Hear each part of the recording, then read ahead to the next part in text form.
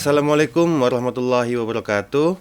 Tabi pun, pemirsa, sobat sajak, ketika kita bicara kemerdekaan, tentu tidak terlepas dari peran para tokoh bangsa, para pejuang bangsa. Yang selama ini kita kenal mungkin hanya tokoh-tokoh nasional sebagai pejuang kemerdekaan, tapi luput dari perhatian kita, yakni para tokoh daerah atau pejuang-pejuang daerah. Kali ini kita akan membahas mengenai tokoh daerah tersebut. Beliau merupakan salah satu dari murid dan kader Haji Omar Said Cokro Aminoto, atau yang biasa kita kenal Hos Cokro Aminoto. Beliau merupakan guru para pendiri bangsa, atau bisa kita sering sebut juga sebagai guru bangsa. Beliau melahirkan banyak tokoh nasional, tokoh pergerakan seperti Bung Karno, seperti Semaun, Alimin, dan Kartosuwiryo. Selain tokoh-tokoh nasional yang dilahirkan oleh Hos Cokro Aminoto, ada juga tokoh pergerakan daerah, yakni namanya diabadikan menjadi Taman Hutan Raya dan juga menjadi salah satu nama jalan di Kota Bandar Lampung. Beliau adalah Wan Abdurrahman.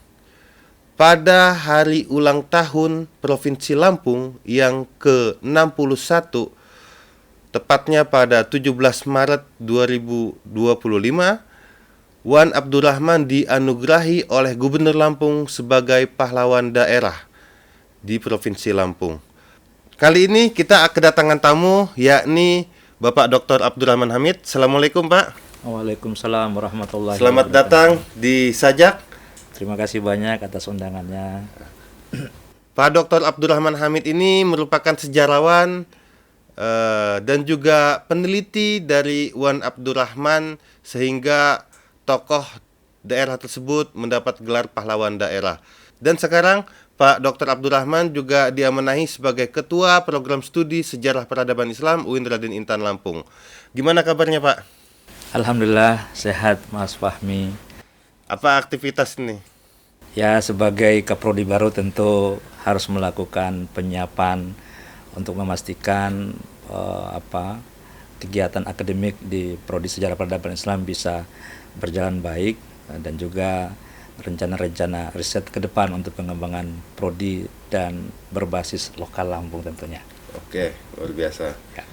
Ya, Wan Abdurrahman dianugerahi gelar pahlawan daerah itu tidak terlepas dari hasil penelitian dari sejarawan UIN Raden Intan dan beserta tim, ya, Pak, ya. Kalau boleh tahu, apa yang melatar belakangi penelitian tersebut, Pak? Ya, baik. Terima kasih. Jadi pada tahun 2024 yang lalu,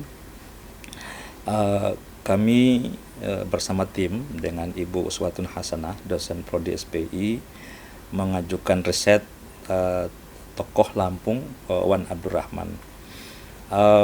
Ini berangkat dari kegelisahan intelektual sesungguhnya, bahwa Lampung itu sejauh ini terabaikan di panggung sejarah bangsa. Keterabaian ini bukan karena tidak adanya kontribusi tokoh-tokoh Lampung di masa lalu, tetapi karena kurangnya studi tentang Lampung, sehingga kita tidak banyak mengetahui bagaimana kiprah peran dari tokoh-tokoh Lampung di panggung nasional. Alhamdulillah, ketika kami mencoba untuk menelusuri sejumlah tokoh-tokoh Lampung, kita banyak menemukan tokoh, antara lain misalnya Kiai Haji Ahmad Hanafiah, yang alhamdulillah di tahun 2023 telah diusulkan oleh UIN Raden Intan Lampung bekerja sama dengan Pemda Lampung Timur, dan kami termasuk tim yang terlibat di dalam proses pengkajian itu dan lolos sebagai pahlawan nasional. Nah, di dalam proses pencarian data di riset itu, kami menemukan ada tokoh Lampung yang namanya Wan Abdurrahman. Dan ini menjadi pintu pembuka tentunya, siapa sih sebetulnya sosok ini? Bagaimana mungkin seorang tokoh Lampung yang punya kiprah luar biasa, tidak hanya di tingkat lokal, Lampung dan Palembang, tetapi juga di tingkat nasional ketika dia menjadi anggota konstituante. Nah, bagi kami ini peluang yang sangat bagus untuk mengeksplorasi eh, tokoh-tokoh lokal yang sebetulnya berkontribusi secara nasional, namun selama ini terabaikan karena minimnya kajian sejarah tentang tokoh-tokoh Lampung. Oke. Jadi penelitian mengenai Wan Abdurrahman ini berangkat dari kegelisahan, Pak ya. Kegelisahan intelektual. Kegelisahan intelektual bahwa Lampung ini semacam absen di sejarah nasional Ya. seperti itu. Nah, setelah ditelusuri ternyata ada nama satu tokoh, dan di zaman pergerakan, di zaman revolusi mereka turut mewarnai, bahkan menjadi aktor penting lah, bisa dikatakan aktor penting pada saat kemerdekaan tersebut. Betul. Nah, sosok Wan Abdurrahman ini kisahnya seperti apa, Pak? Ya, jadi Wan Abdurrahman ya ini adalah generasi kedua dari Wan Abbas bin Yusuf yang kita sebut juga dengan Wan Abbas Trengganu. Ya, ini diaspora dari negeri Trengganu Malaysia yang tiba di Lampung di sekitar abad ke-19. Wan Abdurrahman sendiri adalah generasi kedua dari Wan Abbas itu. Cucu artinya ya? Cucu. Ya, cucu Wan Abbas. Nah, tokoh ini lahir di Teluk Betung, Bandar Lampung sekarang, di tahun 1901. Dan kemudian ia menempuh pendidikan dasar di Bandar Lampung, dahulu Teluk Betung dan Tanjung Karang. Lalu dia aktif sebagai aktivis organisasi pergerakan nasional di Lampung saat itu, Sarekat Islam. Dan keberadaan dia di Sarekat Islam ini akan mempengaruhi jalan perjuangannya, kemudian akan menjadi pengurus PSII, ketua PSII Lampung, kemudian menjadi tokoh nasional di konstituante. Ini singkat bagaimana kita mengenal Wan Abdurrahman. Tadi Pak Abdurrahman menyampaikan bahwa Wan Abdurrahman ini lahir di tahun 1901. Artinya sezaman dengan Bung Karno ya. Yang lahir juga di bulan Juni 1901. Dan tadi sekilas sudah kita singgung bahwa Bung Karno merupakan murid dari Hos Cokro Aminoto, karena beliau ngekos langsung di rumahnya Hos Cokro Aminoto di Surabaya ya, Pak ya. Ya. Dan Wan Abdurrahman ini di Bandar Lampung.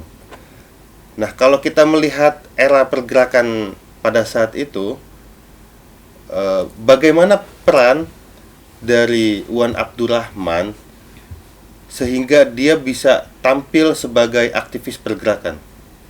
Ya, nah, Wan Abdurrahman lahir dan besar di Teluk Betung, kota yang sangat maju di zaman itu di Lampung, dan Tanjung Karang. Teluk Betung sendiri itu menjadi salah satu tempat awal lahirnya Sarekat Islam di Lampung. Jadi 1914 Sarekat Islam itu berdiri di Lampung di dua tempat. Pertama di Teluk Betung, yang kedua di Sukadana, Lampung Timur. Nah, di Lampung, di Bandar Lampung, Teluk Betung, nah disinilah tempat Wan Abdurrahman kemudian mengenal Sarekat Islam. Tentunya latar belakang keluarga dari Wan Abdurrahman itu cukup mempengaruhi pilihan Wan Abdurrahman kemudian aktif di organisasi pergerakan nasional yang berasaskan Islam. Wan Abdurrahman itu dari keluarga yang taat beragama, sehingga ketika dia memilih organisasi pergerakan, dia nampaknya kemudian menentukan pilihan pada organisasi Sarekat Islam yang jelas-jelas menjadikan Islam sebagai asas perjuangan mereka. Nah, disitulah Wan Abdurrahman bergabung di Sarekat Islam di tahun 1919. Itu pertama kali dia menjadi 1919. Pertama kali menjadi anggota Sarekat Islam. Karena tokoh ini memiliki pengaruh yang cukup baik di Teluk Betung dan Tanjung Karang atau Bandar Lampung sekarang. Lalu di tahun 1930 Wan Abdurrahman diamanahi untuk menjadi ketua Sarekat Islam wilayah Lampung. Jadi seluruh Lampung Seluruh ketuanya Wan Abdurrahman mulai tahun 1930 sampai dengan tahun 1940-an. Nah, yang menarik Pak Fahmi, di masa kepemimpinan Wan Abdurrahman lah Sarekat Islam itu mencapai puncak perkembangannya di Lampung. Yang semula hanya di beberapa titik saja di Teluk Betung, Menggala, lalu kemudian Sukadana. Di masa Wan Abdurrahman itu terbuka cabang-cabang Sarekat Islam di 15 wilayah, ya, yang meliputi sebagian besar wilayah Lampung. Dan ini terkonfirmasi di sumber resmi majalah Suara PSII, majalah resmi yang diterbitkan oleh Partai Sarekat Islam Indonesia di tahun 40 di Jakarta. Di majalah itu disebutkan bahwa di masa Wan Abdurrahman lah PSI di Lampung mencapai puncak perkembangannya. Oke. Jadi ini satu kontribusi penting yang patut dicatat mengenai Wan Abdurrahman. Dan ini akan mempengaruhi pergerakannya kemudian karena dia telah menjadi tokoh sentral dalam pergerakan Oke. nasional di Lampung. Pada saat itu Lampung itu kan masih secara kewilayahan ya, itu masih berada di bawah Sumatera Selatan kalau tidak salah. Iya, masih. Artinya apakah jangkauan PSI Lampung atau di Teluk Betung ini sampai ke Palembang, atau di Palembang itu ada kepengurusan sendiri? Ya, masing-masing wilayah punya kepengurusan. Untuk Keresidenan Lampung, Keresidenan Lampung pusatnya itu di Teluk Betung. Dan ketuanya adalah Wan Abdurrahman. Oke. Gitu ya. Nah, di Palembang pun juga ada. Nah, tetapi dalam hal perjuangan pergerakan aktivitas dari Wan Abdurrahman itu tidak terbatas hanya di Lampung. Ya, saya mengatakan tokoh ini luar biasa karena dia sudah mampu melangkah jauh, melampaui batas teritorial Keresidenan Lampung. Oke. Dia sampai di Palembang dan melakukan advokasi dan pembelaan terhadap anggota-anggota Sarekat Islam yang ditangkap oleh pemerintah kolonial pada saat itu karena dianggap telah melakukan pelanggaran hukum stabilitas keamanan. Itu tahun berapa kira-kira, Pak? Itu tahun 1939.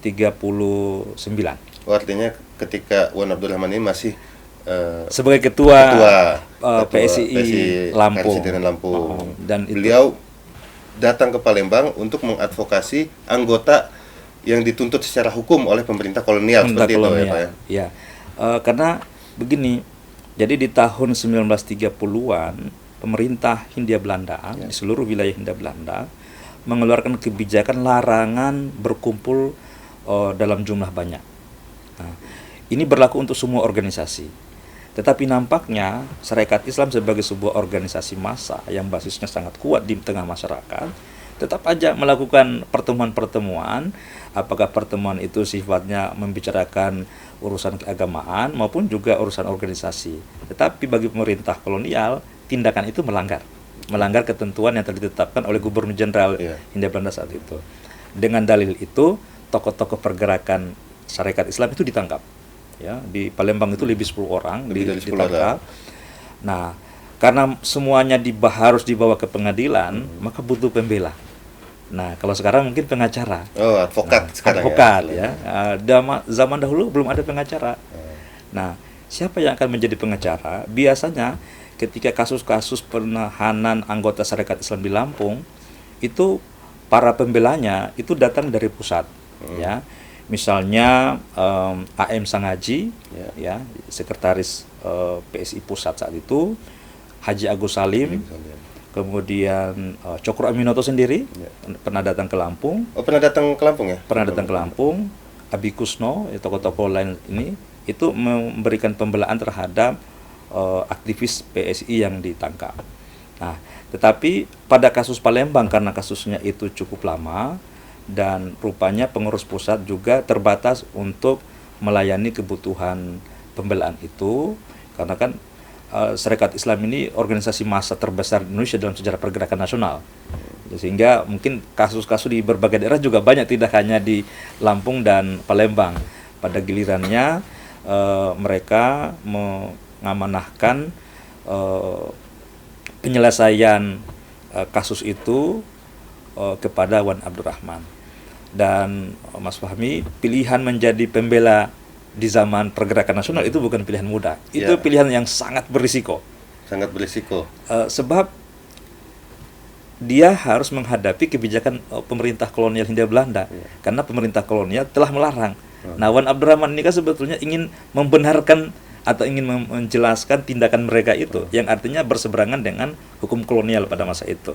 Jadi bagi saya ini sebuah tindakan yang luar biasa. Nah, prosesnya kemudian satu demi satu dari aktivis Sarekat Islam itu dibawa ke pengadilan di Palembang, dan Wan Abdurrahman menjadi pembelanya. Pembela pada saat itu. Menjadi pembela. Jadi kalau kita baca di terbitan majalah yang terbit pada masa itu, seperti majalah Suara PSII, itu majalah resmi dari Sarekat Islam Pusat, atau ada juga majalah Pahlawan yang terbit di Palembang yang memuat berita pengadilan tokoh-tokoh itu, yang karena itu kemudian majalah itu dibrandel oleh Belanda karena merekam semua percakapan itu dan diterbitkan. Ya kan? Dan tapi arsipnya ada sekarang ya? Ada. Arsipnya ada. Saya membaca itu tulisan kami tentang Wan Abdurrahman antara lain berdasarkan pada sumber itu, sumber resmi dari PSII dan juga sumber-sumber berita laporan rahasia yang dibuat oleh Belanda pada masa itu terkait dengan kasus itu. Nah, jadi ini menarik sekali kalau kita lihat proses pengadilan. Jadi seolah-olah pengadilan yang dilaksanakan saat itu hanyalah untuk membenarkan proses penangkapan. Nah, ya kan? Para pelaku tetap dianggap bersalah. Tapi yang menarik dari proses ini, karena Wan Abdurrahman betul-betul dengan sangat getol menyuarakan bahwa mereka tidak melanggar. Nah, kalau saya baca di berita persidangan sebagaimana dimuat dalam majalah Pahlawan dan Suara PSII, aktivis-aktivis Sarekat Islam di Palembang itu dituduh telah menyebarkan isu bahwa di hari depan di tahun 1940-an, 46 Indonesia akan merdeka. Nah, itu adalah tuduhan yang dialamatkan kepada tokoh-tokoh itu. Bagi saya, terlepas dari tuduhan itu benar atau tidak, tetapi ini kan menggambarkan bahwa aktivis Sarekat Islam itu lewat tuduhan itu sudah punya bayangan akan lahirnya sebuah bangsa. Ya kan? Itu di tahun 1939. 5 tahun kemudian Indonesia merdeka kan? Tahun kemudian baru merdeka. Tapi aktivis Sarekat Islam sudah membayangkan itu, dan itulah sebabnya mereka ditangkap. Karena mereka sudah mulai berani membicarakan kemerdekaan. Mereka sudah mulai mengatakan bahwa negeri kita ini kaya, tetapi yang menikmatinya hanya di Belanda sana. Kita kok negeri yang kaya, tapi tidak bisa menikmati hasil itu. Dan itu menjadi bahan perbincangan dari aktivis-aktivis Sarekat Islam. Itulah mengapa pemerintah kolonial itu begitu khawatir. Ini kok mereka begitu lantang menyuarakan perbedaan, begitu berani menyatakan mimpi akan kemerdekaan di kemudian hari. Dan Sarekat Islam terdepan dalam hal itu. Dan Wan Abdurrahman hadir ke sana untuk membela mereka itu. Tokoh-tokoh tersebut. Jadi dalam proses persidangan sebagaimana biasa, hakim mengajukan pertanyaan kepada para terdakwa menyampaikan jawaban, lalu kemudian pembela Wan Abdurrahman itu kemudian memberikan pembelaan tentang bahwa apa yang mereka lakukan itu sebetulnya tidak melanggar hukum, karena mereka tidak melakukan tindakan-tindakan yang sebagaimana dituduhkan. Bahkan ada hal yang menurut saya lucu ya, karena seringkali ada kasus dilaporkan terhadap terdakwa itu, ternyata terdakwa itu tidak berada di tempat itu pada sebagaimana dilaporkan di pengadilan. Yang pada intinya sebetulnya laporan itu dituduhkan kepada mereka dengan fiktif gitu. Ya kira-kira laporannya fiktif, nggak benar. Nah, tetapi untuk menangkap mereka kan harus ada bukti laporan. Nah, kan? Dan setelah dikonfirmasi di pengadilan, rupanya tidak benar. Tetapi tetap saja mereka harus ditangkap, ditahan, dan divonis hukuman penjara semuanya. Wan Abdurrahman berusaha untuk meyakinkan bahwa tindakan mereka tidak melanggar, tapi sebagaimana tadi saya katakan, pengadilan itu kayaknya sengaja dibuat hanya untuk membenarkan penangkapan mereka itu benar, ada proses pengadilan, tetapi semua yang dipengadilankan itu tetap dianggap bersalah. Ya. Jadi seolah-olah ya panggung sandiwara. Panggung sandiwara atau dalam bahasa sekarang itu sebetulnya kriminalisasi hukum. Kriminalisasi. Ya, artinya hukum itu tidak dijalankan dengan setegak-tegaknya sebagaimana aturan. Atau memang dari pemerintah kolonial Hindia Belanda ini sudah men-setting lah. Ya, sudah merencanakan bahwa mereka ini harus ditangkap. Bagaimana cara membenarkan mereka akan ditangkap gitu. Dan ini satu hal yang luar biasa menurut saya, dan ini kemarin juga menjadi satu pertimbangan bahwa Wan Abdurrahman punya kontribusi besar di dalam usaha perjuangan menuju kemerdekaan lewat syarikat Islam itu. Nah, tadi kan dikatakan bahwa Wan Abdurrahman ini sebagai ketua PSI Lampung dari tahun 30 sampai 40-an. Nah, setelah itu bagaimana kiprah dia sampai menuju kemerdekaan, bahkan sampai pasca kemerdekaan? Nah, setelah masa Hindia Belanda datang masa Jepang, di masa Jepang itu memang di berbagai daerah di Indonesia sulit untuk melakukan pergerakan-pergerakan nasional seperti pada masa Hindia Belanda, sehingga aktivitas syarikat Islam itu tidak terlalu muncul sebagaimana yang kami temukan. Artinya lebih represif lah di zaman. Lebih represif, tidak ada kebebasan untuk melakukan itu. Tetapi ini bukan berarti bahwa Wan Abdurrahman dan teman-teman di syarikat Islam berhenti untuk memperjuangkan kemerdekaan. Mereka justru melakukan gerakan bawah tanah. Ya, dengan meyakinkan kepada masyarakat bahwa apa yang dijanjikan oleh Jepang sebagai pelindung Asia, ya kan, dan gerakan 3A-nya itu sebetulnya hanyalah alasan bagi mereka untuk mendapatkan simpati dari rakyat Indonesia termasuk rakyat Lampung. Dan itu semakin kuat ketika pemerintah Jepang melarang untuk misalnya mengibarkan bendera merah putih, ya kan, menyanyikan lagu kebangsaan dan seterusnya gitu ya. Nah, ini membuat Wan Abdurrahman semakin yakin dan kawan-kawan bahwa Jepang itu memang tidak punya niat untuk membawa kita ke alam kemerdekaan. Tapi semua yang mereka lakukan hanyalah cara agar bisa mendapatkan dukungan dari simpati dari rakyat Indonesia ketika mereka menduduki atau menjajah Indonesia. Nah, Jepang dalam prosesnya kemudian mengalami kekalahan dalam Perang Dunia Kedua yang punya konsekuensi wilayah Hindia Belanda atau Indonesia yang semula di bawah Jepang itu harus dilepaskan. Nah, di tengah kekosongan inilah kemudian para pemuda mendesak Bung Karno, Hatta untuk segera menyatakan kemerdekaan lewat proses peristiwa penculikan yang disebut dengan peristiwa Rengas Dengklok. Lalu tercetuslah berita proklamasi. Nah, berita proklamasi yang dinyatakan di Jakarta dengan segala keterbatasan media pada masa itu kan perlu disebarkan ke seluruh wilayah, ya kan? Nah, sehari setelah proklamasi itu ada sidang PPK, Panitia Persiapan Kemerdekaan Indonesia, PPKI, 18 Agustus, ya, untuk mengesahkan kelengkapan negara, ya, termasuk undang-undang dan seterusnya yang sudah disiapkan oleh BPUPK.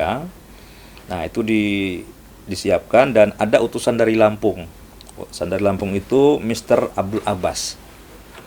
Dia saat itu di masa Jepang sebagai penasehat pemerintah di wilayah Lampung, di Keresiden Lampung. Nah, dia berangkat ke Jakarta untuk menerima berita kemerdekaan dan menghadiri rapat PPKI itu. Nah, setelah itu dia harus pulang ke Lampung, membawa kabar tersebut, membawa berita kemerdekaan itu. Nah, bisa dibayangkan situasi masa itu masih masa transisi antara dari Jepang kepada sekutu. Tapi sekutu kan belum datang, ya kan? Nah, ketika berita proklamasi datang ke Lampung, lalu Mr. Abbas itu tentu akan mencari dan mengundang tokoh-tokoh yang berpengaruh agar usaha-usaha dia untuk menyebarkan proklamasi di Lampung itu bisa mudah dilakukan.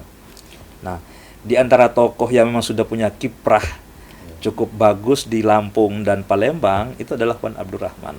Maka Wan Abdurrahman menjadi salah satu tokoh yang ikut menghadiri rapat pertama antara Mr. Abbas itu dengan tokoh-tokoh Lampung di dalam rangka untuk memberikan dukungan penuh terhadap berita proklamasi.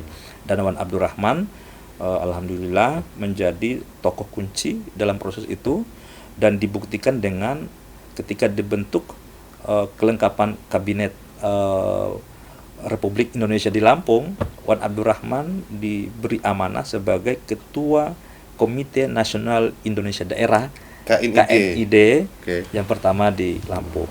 Selain itu, di tahun 45 juga Wan Abdurrahman menjadi Bupati Istimewa Lampung. Bupati Istimewa. Karesidenan Lampung. Karesidenan Lampung, Bupati Istimewa Lampung. Nah, ini sebagai satu bukti bahwa sambutan terhadap berita proklamasi kemerdekaan di Lampung itu kita bisa melihat betapa besar sekali peran dari Wan Abdurrahman. Gitu. Oke, kalau kita lihat perjalanan Wan Abdurrahman yang tadi sudah diceritakan, beliau juga sejaman dengan Kiai Haji Ahmad Hanafiah. Ya, betul. Dan juga Kiai Haji Golib. Di Pringsewu. Kalau kita baca beberapa literasi, artinya beliau sezaman. Ya. Bagaimana hubungan antar mereka itu? Ya, pergerakannya memang sedikit berbeda karena Wan Abdurrahman ini aktivis dari organisasi pergerakan. Organisasi pergerakan. Sementara Kiai Golib dan juga Kiai Haji Ahmad Hanafiah, mereka adalah para ulama yang memang saat itu di daerah masing-masing. Kalau Wan Abdurrahman ini pergerakannya sudah tingkat Lampung sejak masa pergerakan nasional, jadi ruang pergerakannya jauh lebih luas. Sejauh ini di dalam konsolidasi kemerdekaan, ya memang mereka terlibat, tapi tidak secara langsung dalam satu payung pergerakan bersama. Karena sekali lagi Wan Abdurrahman fokusnya di syarikat Islamnya, sementara dua ulama itu di tempat masing-masing yang berbeda. Tapi ketiganya merupakan tokoh penting di dalam usaha menyambut berita proklamasi dan menyebarluaskannya ke seluruh wilayah Lampung. Selain itu, tokoh-tokoh tersebut juga menjadi aktor penting dalam melawan agresi militer Belanda yang kedua, ya? Ya, kalau kita dalam perkembangan setelah penyiapan kabinet di masa kemerdekaan, ya, kita kan tentu pada masa itu menghadapi tantangan. Kita merdeka dan pernyataan kemerdekaan itu dinyatakan secara sepihak oleh para pejuang bangsa kita, yang tentu tidak akan disetujui oleh rezim kolonial, baik Jepang maupun juga Belanda pada masa itu. Terutama Belanda tentu tidak setuju. Maka di tahun 1947 Belanda kemudian melancarkan aksi polisionil dalam bahasa Belanda, polisionil aksi, atau oleh pihak Indonesia menyebutnya dengan agresi militer. Ini satu peristiwa dengan istilah yang berbeda, ya kan? Nah, agresi militer Belanda pertama di tahun 1947 itu menghantarkan tokoh ulama Kiai Haji Ahmad Hanafiah dari Sukadana tampil di medan perang, memimpin laskar dari Lampung, Laskar Hizbullah dan Sabilillah, ya. Dan mereka bertolak dari pondok Kiai Golib di Pringsewu menuju ke Palembang di Batu Raja.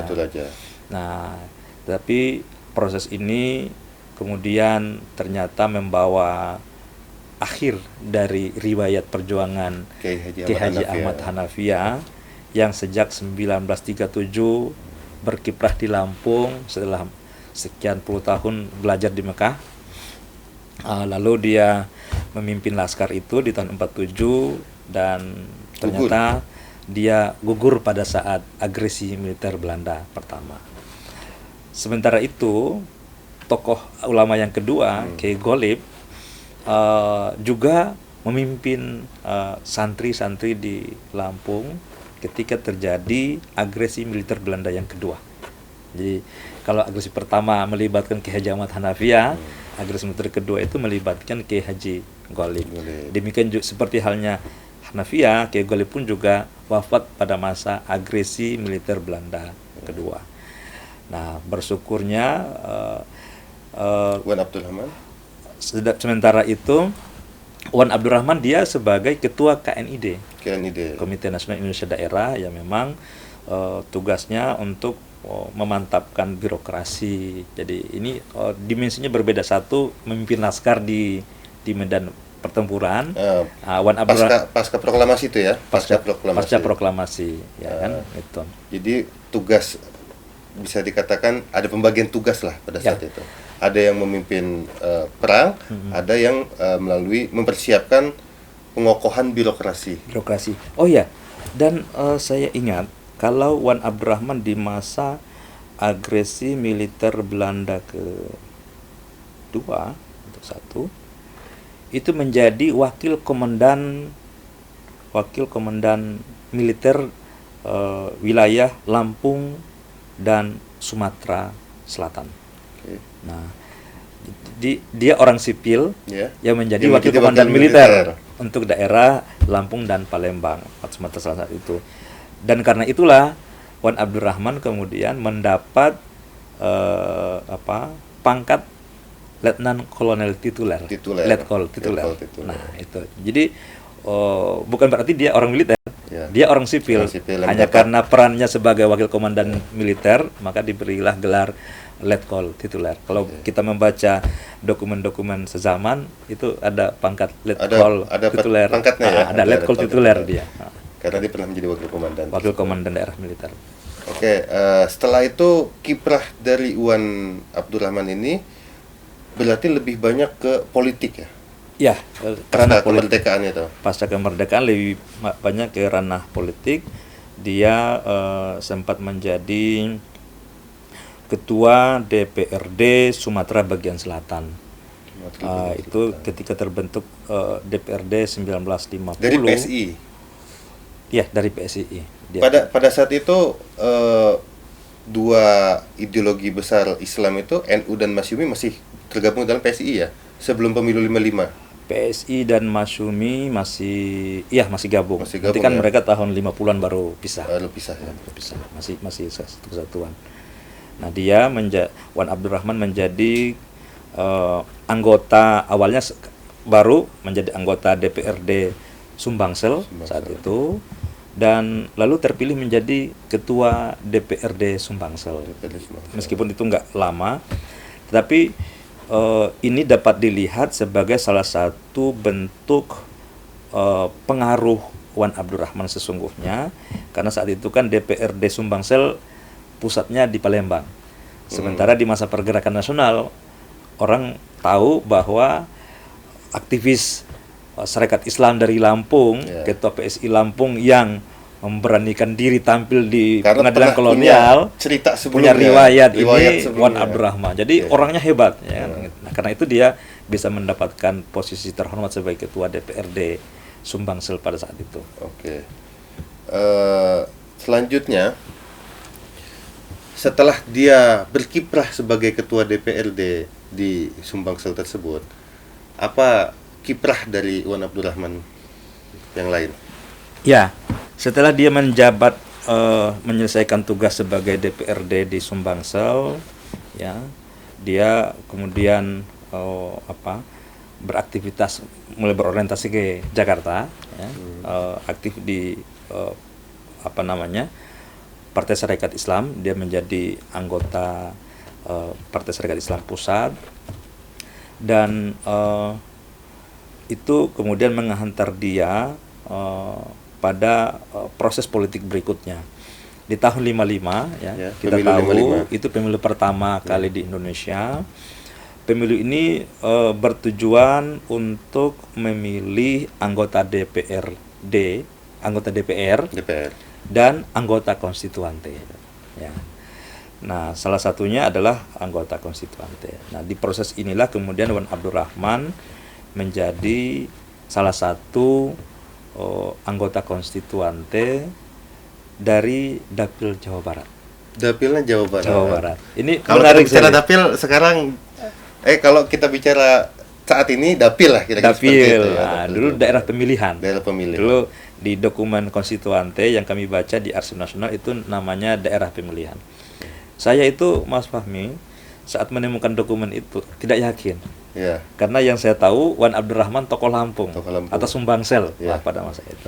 Kok tiba-tiba dia menjadi anggota konstituante? Itu dengan dokumen daerah ditemukan di pemilihan? mana itu, Pak? Di Arsip Nasional. Arsip Nasional. Di Arsip Nasional. Di Arsip Nasional itu ada ribuan dokumen konstituante, dan alhamdulillah saya bisa membaca dokumen-dokumen itu. Saya membaca daftar riwayat hidup setiap anggota konstituante, daftar anggota-anggota fraksi, dan disitulah kemudian saya melihat ada nama Wan Abdurrahman di sana, lahirnya di Teluk Betung sebagai aktivis PSII dan menjadi anggota konstituante daerah pemilihan Jawa Barat. Artinya valid dengan data Pak Rahman sebelumnya. Ya, ya benar sekali. Nah, jadi bagi saya itu luar biasa. Karena tokoh Lampung tidak hanya berkiprah di Lampung, tapi bagaimana mempengaruhi konstituen Iya. di daerah Jawa Barat. Di daerah Jawa Barat. Gitu. Ya, itu. Karena memang pemilu pada saat itu berbeda dengan saat ini ya. Mungkin kalau saat ini butuh logistik yang besar. Ya. Tapi pada saat itu kan memang pertarungan ideologi. Pertarungan ideologi, organisasi, lalu juga figur. Figur ya. Ini faktor figur. Faktor figur. Sangat berpengaruh. Ya. Karena dia aktivis pergerakan nasional dari PSII, dan di zaman pergerakan PSII itu organisasi yang paling besar sekali pengaruhnya di Indonesia, terutama di Jawa dan Sumatera. Oke, pemirsa, menarik kisah perjalanan singkat dari Wan Abdurrahman ini yang dikupas oleh sejarawan sekaligus peneliti dari Wan Abdurrahman, Bapak Dr. Abdul Rahman Hamid. Oke, Pak Abdul Rahman Hamid, tadi sudah dijelaskan perjalanan singkat lah kira-kira dari Wan Abdurrahman tersebut. Nah, tadi kita terhenti saat beliau terpilih menjadi Dewan Konstituante, anggota konstituante. Nah, apa kiprah di konstituante tersebut? Nah, sebagai tokoh penting di Sarekat Islam di saat tahun 1956 di bulan November. Di bulan November 9 November, sehari sebelum pelantikan anggota konstituante oleh Presiden Soekarno, anggota PSII di konstituante kemudian memilih ketua fraksi. Jadi mereka bermusyawarah dan kemudian memilih Wan Abdurrahman sebagai ketua fraksi PSII di konstituante.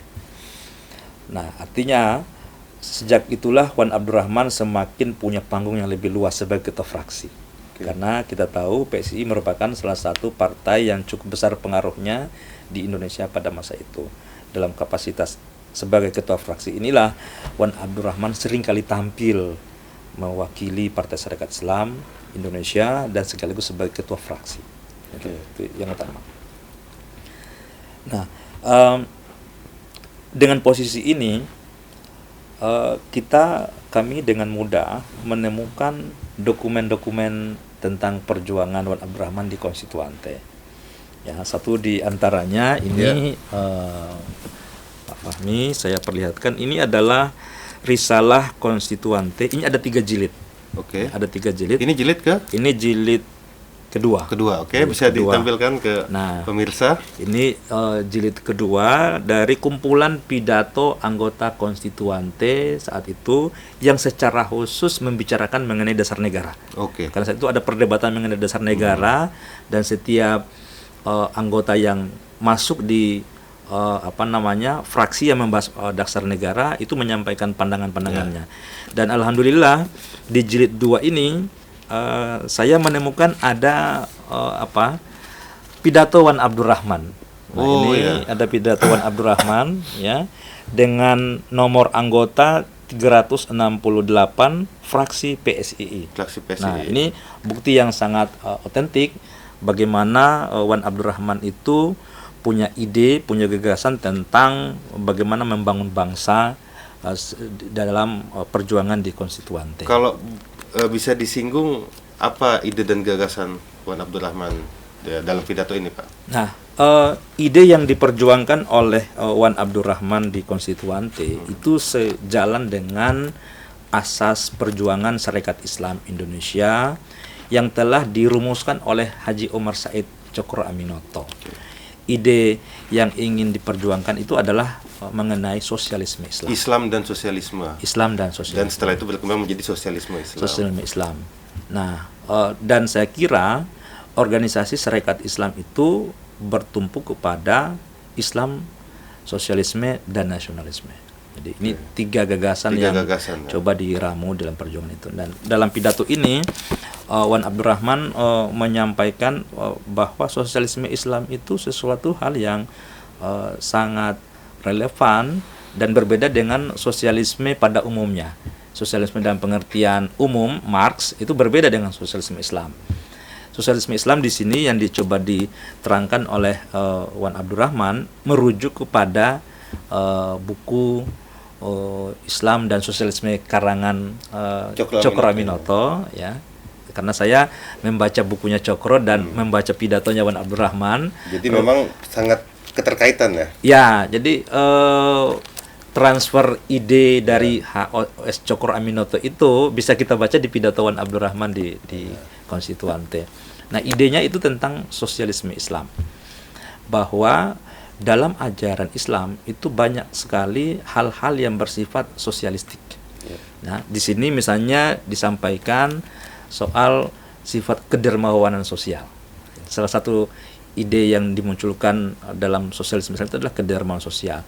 Bahwa orang Islam itu punya kewajiban untuk berbagi. Lewat apa? Antara lain lewat sedekah. Ya. Lewat zakat. Nah, itu menunjukkan kedermawanan sosial yang diperjuangkan dalam sosialisme Islam. Yang lain adalah gagasan tentang persamaan derajat manusia. Kesetaraan. Nah, itu dapat dilihat dari dua peristiwa penting sebagaimana dijelaskan oleh Wan Abdurrahman dalam pidato ini. Yang pertama adalah dalam hal melaksanakan sholat berjamaah di masjid. Masjid itu menjadi ruang tanpa perbedaan sosial, ya, bahwa semua orang datang ke masjid, bangsawan dan bukan bangsawan, pejabat dan bukan pejabat, ketika tiba di masjid, boleh masuk masjid dan harus menanggalkan semua atribut sosialnya. Sandal yang mahal sekalipun harus ditinggalkan di depan masjid. Penempatan posisi saf di masjid itu tidak dibuat berdasarkan jabatan, tetapi siapa yang duluan datang berhak menempati posisi saf terdepan. Yang kalau ada pejabat yang datang terlambat di belakang. Nah, itu yang disebut dengan prinsip kesetaraan yang ditampilkan oleh Wan Abdurrahman dalam pidatonya di Konstituante. Bahkan Wan Abdurrahman dengan tegas menyatakan bahwa betapa tidak baik orang Islam hidup senang-senang di tengah ada orang lain yang mengalami kesulitan. Jadi humanismenya Wan Abdurrahman itu luar biasa. Tuh. Peristiwa yang lain yang dikatakan dengan kesetaraan itu, sebagaimana dijelaskan oleh Wan Abdurrahman di pidatonya di Konstituante, adalah mengenai pelaksanaan ibadah haji. Ibadah haji itu kan pertemuan bagi seluruh umat Islam dari seluruh dunia. Nah, ketika ibadah itu dilaksanakan, orang tidak lagi dibedakan berdasarkan negara. Atribut untuk melaksanakan ibadah haji putih semuanya. Bukan karena dari Indonesia dia merah putih, bukan karena dari negara lain dia pakai hitam dan seterusnya. Semuanya sama. Inilah prinsip persamaan derajat yang coba dikemukakan oleh Wan Abdurrahman di dalam pidato ketika membicarakan mengenai dasar negara di Konstituante. Itu. Jadi ini luar biasa sekali, tokoh Lampung yang punya cara pandang yang sangat cemerlang. Luar biasa Pak Abdurrahman Hamid atas kajian dan penelitiannya ini sampai menemukan naskah pidato dari Wan Abdurrahman itu, dan ini otentik. Karena ini terbitan resmi dari Sekretariat Konstituante. Dan tersimpan di Arsip Nasional. Arsip Nasional di Perpustakaan Nasional ada. Dan alhamdulillah saya sudah punya kopiannya. Oke. Nah, dari penelitian Pak Abdurrahman Hamid ini,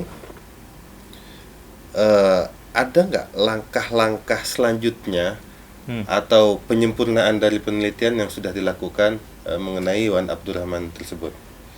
Ya, tentunya kami sudah menuliskan riwayat perjuangan Wan Abdurrahman ini di dalam laporan penelitian kami tahun lalu, yang kami beri judul Stimulus Islam dalam Perjuangan Wan Abdurrahman Membangun Bangsa Indonesia. Oke, bisa ditunjukkan? Nah, jadi ini adalah laporan penelitian kami Litabdimas tahun 2024.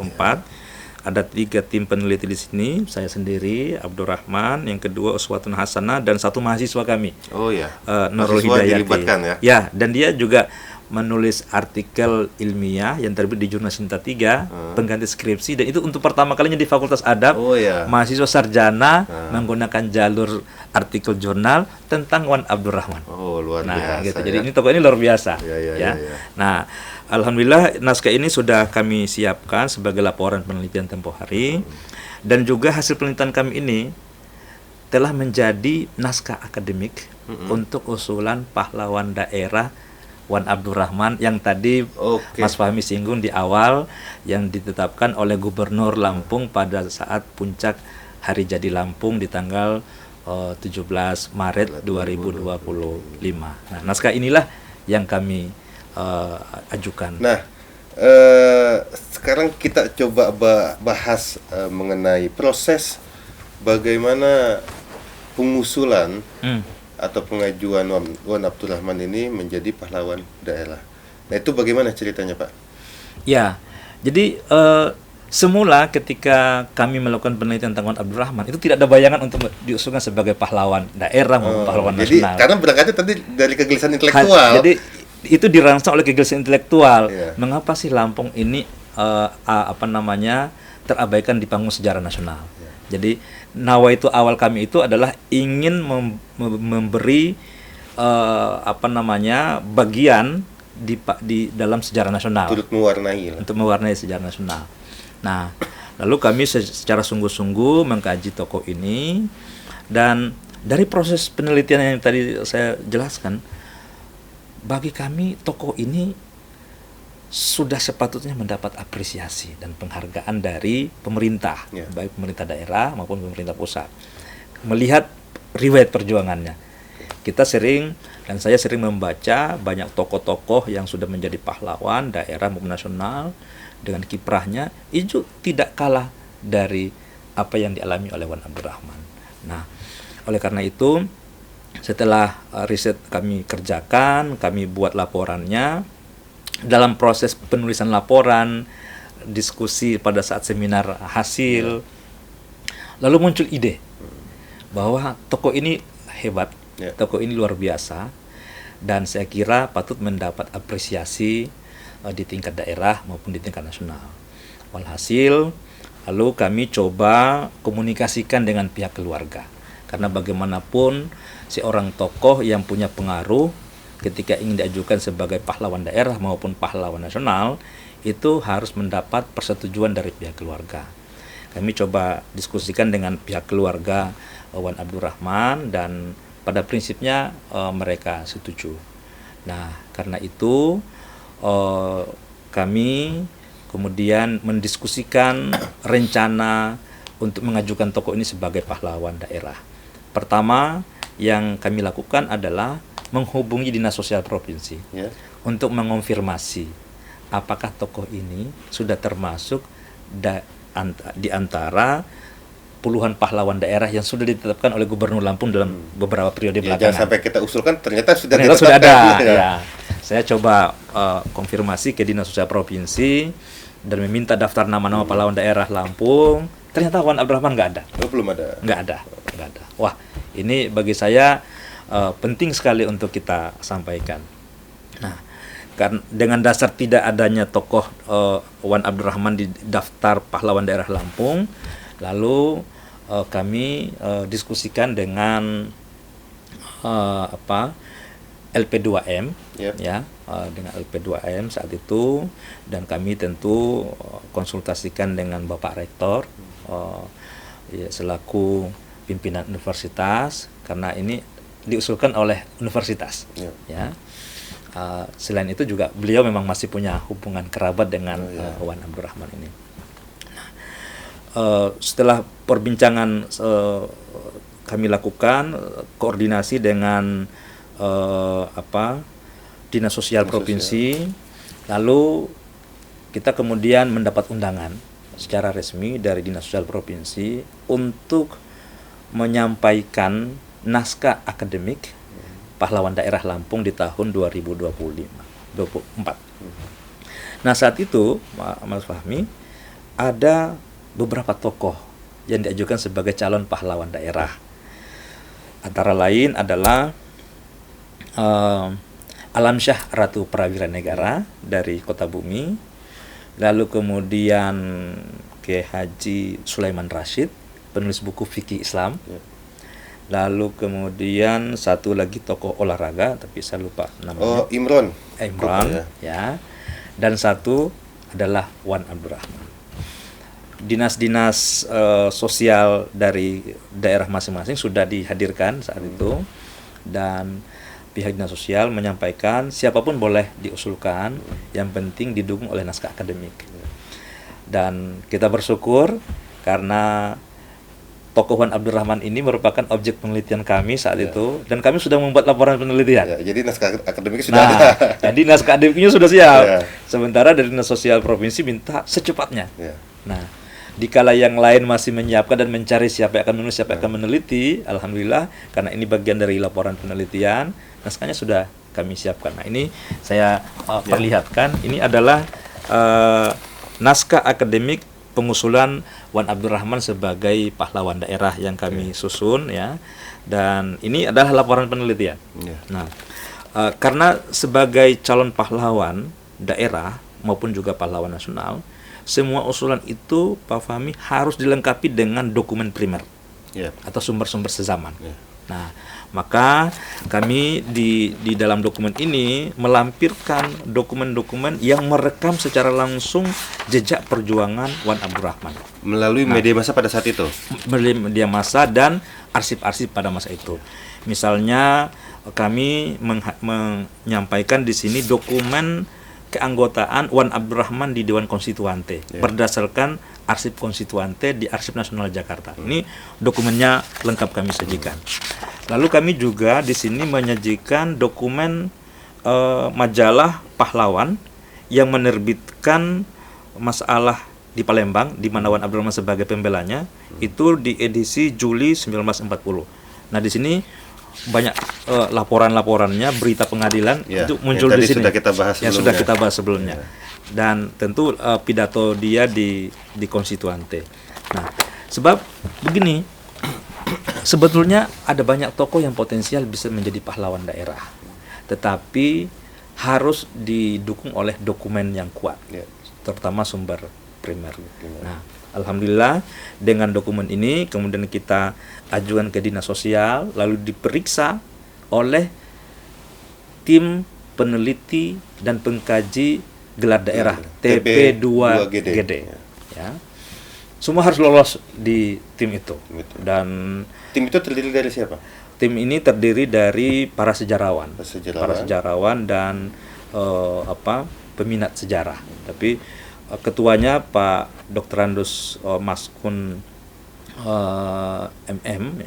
MH, beliau saat itu sebagai dosen dari Prodi Pendidikan Sejarah Universitas Lampung sebagai ketuanya. Nah, jadi dokumen-dokumen yang kami ajukan itu divalidasi, ya. Setiap bagian yang menunjukkan kiprah Wan Abdurrahman, pertanyaannya mana bukti dokumen primernya? Kalau dulu kita di AMI itu show me, mana dokumennya, mana buktinya. Dan alhamdulillah setiap tonggak-tonggak perjuangan yang kami terangkan tadi semua bisa kami tunjukkan. Di masa pergerakan nasional kami punya dokumen, di masa menyambut proklamasi punya dokumen, apalagi di masa konstitusi. Artinya dalam proses pengusulan dan proses pembahasan tersebut tidak mengalami kendala yang Alhamdulillah berarti tidak mengalami kendala. Dari sisi dokumen sangat lengkap. dari dokumen lengkap. Sangat lengkap. Gitu. Nah, makanya ini kemudian bisa diproses di dinas sosial lewat TP2GD. Nah, setelah TP2GD selesai, tahapan berikutnya adalah naskah ini harus dibaca juga oleh Dewan Gelar Daerah DGD. TGD. Jadi ada 2 lapisan yang harus dilewati, Ada 2 screening. 2 screening untuk bisa menjadi pahlawan daerah. Ya. Pertama TP2GD, tim pengkaji gelar pahlawan daerah. Yang kedua adalah Dewan Gelar Daerah atau DGD. Dewan Gelar Daerah ini diketuai oleh Profesor Dr. Yusuf Barusman, Rektor Universitas daerah. Bandar Lampung. Ya. Nah, itu kami harus bisa menunjukkan dokumen dan tidak ada kompromi apapun dalam proses itu. Karena ini adalah pahlawan yang berbasis pada hasil kajian akademik, maka kami menunjukkan semuanya. Dan alhamdulillah ketika sidang dengan DGD, Dewan Gelar Daerah, anggota dan ketua Dewan Gelar Daerah menyetujui bahwa tokoh ini layak jadi pahlawan daerah meskipun terlambat. Iya. Ya kan? Harusnya kan sudah sejak Layak tapi terlambat. malah namanya sudah diabadikan dulu. Namanya sebagai sudah tahura dan jalan, diabadikan kan? sebagai nama jalan, nama taman, ya kan? Nah, itu. Jadi sangat layak, dan kata ketua Dewan Gelar Daerah sangat layak dan terlambat. Gitu ya. Dan itu kemudian meyakinkan kita dari UIN sebagai pengusul, nah ini ada peluang tokoh ini bisa jadi pahlawan daerah. Oke. Itu jalan perjuangan tim UIN Raden Intan Lampung untuk mengusulkan Wan Abdurrahman sebagai pahlawan daerah yang kelak kemudian ditetapkan di puncak hari jadi Lampung. Oke, jadi memang setelah DGD itu langsung di SK-kan oleh gubernur. Ya, rekomendasi dari Dewan Gelar Daerah itu disampaikan kepada gubernur. Jadi nggak langsung juga. Jadi rekomendasinya disampaikan ke gubernur. Nanti dipertimbangkan oleh gubernur. Oleh Apakah memang layak gubernur atau dan tidak. tim, ya. Nah, gubernur dan tim, ya. Tapi kita bersyukur karena sudah melewati 2 tahap seleksi yang sangat ketat, ya, TP2GD, DGD, ya biasanya sih kalau sudah sampai di gubernur, kalau sudah lolos dua tahapan ini relatif mudah diterima dan bisa di SK-kan. Oke. Jadi satu kontribusi penting bagi kampus kita. Oke. Ya, pemirsa, tadi sudah dijelaskan oleh Bapak Dr. Abdurrahman Hamid mengenai kisah Wan Abdurrahman, perjuangan beliau, bagaimana kiprah beliau dari daerah sampai ke nasional, sampai bagaimana proses pengajuan gelar daerah, gelar pahlawan daerah kepada Wan Abdurrahman. Selanjutnya Pak, setelah gelar daerah ini, apakah ada rencana atau niatan dari Pak Abdurrahman sebagai peneliti atau tim untuk mengajukan sebagai pahlawan nasional seperti yang sudah diajukan oleh UIN Raden Intan sebelumnya? Ya. Kiai Haji Ahmad Hanafiah mendapat gelar pahlawan nasional dari Lampung yang kedua ya, setelah Raden Intan. Setelah Raden Intan. Ya, jadi ini tentunya potensi yang sangat besar untuk bisa diajukan sebagai pahlawan daerah. Dan UIN Raden Intan Lampung punya pengalaman di dalam mengusulkan pahlawan nasional. Ya. Pertama, UIN Raden Intan Lampung telah berhasil mengusulkan tokoh Lampung dari Sukadana, Lampung Timur, Ki Haji Ahmad Hanafiah menjadi pahlawan nasional. Jadi artinya ini kita punya pengalaman dalam hal proses pengajuan pahlawan nasional. Dan sekarang kita sudah punya tokoh baru lagi, namanya Wan Abdurrahman, dan tokoh ini saya kira sangat potensial untuk diusulkan sebagai pahlawan nasional. Hanya pengusulan pahlawan nasional ini tidak cukup dengan idealisme. Karena butuh dukungan, butuh kerjasama dari berbagai pihak. Belajar dari pengalaman pengusulan pahlawan nasional Ki Haji Ahmad Hanafiah, itu mendapat dukungan penuh dari pemerintah daerah Kabupaten Lampung Timur, bekerja sama dengan UIN Raden Intan Lampung. Oke, karena Ki Haji Ahmad Hanafiah adalah putra daerah dari Sukadana, Lampung Timur. Sukadana Lampung Timur. Sekarang kita punya Wan Abdurrahman, putra Teluk Betung, ya, Bandar Lampung. Bandar Lampung. Nah, bila tokoh ini dapat diajukan ke tingkat yang lebih tinggi pahlawan nasional, ya tentu kami sebagai peneliti sangat senang dan tentu akan siap karena ini hasil penelitian kami ya. kalau ini bisa diajukan dengan dukungan dari pemerintah daerah Kota Bandar Lampung misalnya, ini tentu sangat bagus sekali, sebab setahu saya daerah atau Kota Bandar Lampung sejauh ini belum menyumbang tokohnya menjadi pahlawan nasional. Sejauh ini Lampung punya 2 pahlawan nasional. Yang pertama Raden Intan dari Lampung Selatan, lalu kemudian Kiai Haji Ahmad Hanafiyah dari Kabupaten Lampung Timur. Nah sekarang ada tokoh Wan Abdurrahman dari Kota Bandar Lampung. Semoga kita berharap pemerintah Kota Bandar Lampung, Damanda Wali Kota dan jajarannya bisa menangkap peluang ini. Dan insya Allah sebagai tim peneliti kami siap memberikan support terutama dari sisi kajian akademis. Dan saya kira UIN Raden Intan Lampung dengan pengalaman mengusulkan pahlawan nasional yang kedua tentu akan sangat siap untuk bisa berkolaborasi. Artinya kalau dari Pak Abdurrahman sebagai peneliti dan juga menjadi bagian dari tim pahlawan nasional Kiai Haji Ahmad Hanafiyah, optimis Wan Abdurrahman ini bisa mendapat gelar pahlawan nasional. Ya, saya sangat optimis karena kiprahnya dari tingkat lokal sampai ke tingkat nasional. Ya, karena seseorang ditetapkan sebagai pahlawan nasional itu harus dibuktikan dengan jejak dokumen kiprah dia di tingkat nasional. Ini tokoh lokal, ya kan? Tetapi kiprahnya di tingkat nasional, antara lain misalnya di masa sebagai anggota konstituante, atau kalau kita mundur ke belakang ketika menjadi aktivis pembela Serikat Islam Indonesia di masa pergerakan nasional, atau ketika menyambut berita proklamasi dan seterusnya. Dari sisi riwayat, Wan Abdurrahman memenuhi kriteria-kriteria untuk bisa menjadi pahlawan nasional. Namun sekali lagi perlu saya tekankan bahwa pahlawan nasional itu lahir dari 2 proses. Proses pertama adalah proses akademik. Kajian akademik yang kita lakukan berdasarkan bukti-bukti sezaman. Yang kedua, melewati proses politik. Karena seseorang ditetapkan sebagai pahlawan nasional itu berdasarkan keputusan politik yang dibuat oleh presiden. Dan oleh karena itu butuh kerja-kerja yang lebih giat lagi untuk bisa menghubungkan kepentingan politik penetapan pahlawan nasional itu. Jadi ada 2 jalur, jalur akademik dan jalur politik. Oke, pemirsa, sangat menarik ketika kita membaca sejarah, kita membahas soal sejarah, apalagi itu mengenai tokoh pergerakan yang memiliki kontribusi terhadap kemerdekaan bangsa kita. Ya, Pak Abdurrahman, mungkin bisa disampaikan ke pemirsa, khususnya generasi muda saat ini, berkaitan dengan pergerakan dan sejarah. Ya,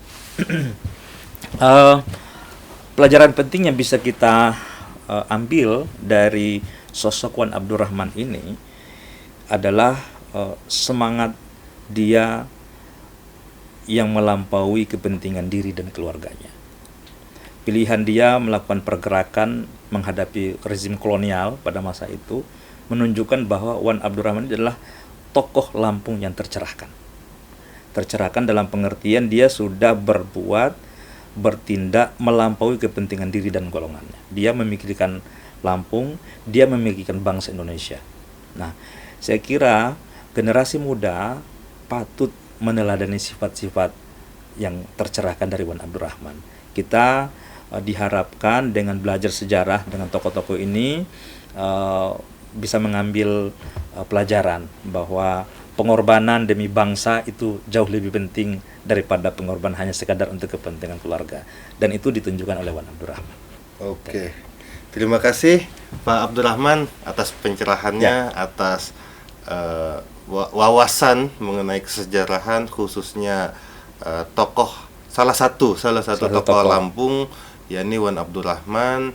Semoga pemirsa di sini mendapat pencerahan, menambah wawasan mengenai kesejarahan, khususnya tadi yang disampaikan, Lampung ini sebenarnya ada tokoh Ada tokohnya. ada tokoh yang memiliki kontribusi di Kontribusi nasional. nasional, Ya. seperti itu.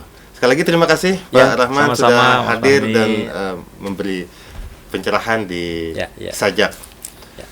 Oke, Sobat Sajak, tadi sudah kita bahas mengenai peran dari tokoh Wan Abdurrahman, pahlawan daerah dari Provinsi Lampung, bagaimana mereka berjuang sejak zaman pra-kemerdekaan atau zaman pergerakan, di zaman revolusi, zaman kemerdekaan sampai ke pasca kemerdekaan. Semoga yang disampaikan oleh narasumber kita tadi bisa menginspirasi kita, khususnya bagi generasi muda, untuk bisa berkontribusi terhadap bangsa dan republik yang kita cintai ini. Selamat hari ulang tahun kemerdekaan Republik Indonesia. Semoga kita bisa meneladani pahlawan-pahlawan kita yang sudah berjuang untuk negara ini. Sekian, wassalamualaikum warahmatullahi wabarakatuh.